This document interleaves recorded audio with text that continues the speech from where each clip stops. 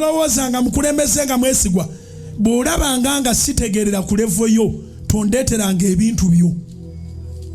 Abantu bangi abatutte ebyokusabira byabwe ne babitwalira bapasita ne bifiira eyo. Pasita gw'ogambye obwongo si bunafu kirala, amafuta agalina. Mwawule amafuta n'okutegeera. Waliyo abalina amafuta nga basiru obanga banafu mu kutegeera, ng'alina amafuta naye nga bw'omugamba nti pastor, you know, there is this project, it is $7 million. Abanga gwe bakubye California. $7 million. Are you okay? Ye n'abuuza gwe nti oli okay nga yatali okay. Kati bw'ojanga we n'olabanga sitegeera by'otegeera, gwonika ebintu by'osabe Katonda wa wano totoba bimbuulira.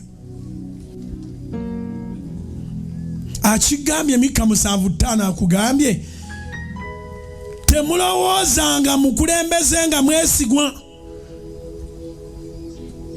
Asobola okubeera omukulembeze naye ng'omukulembera mu by'otegeera.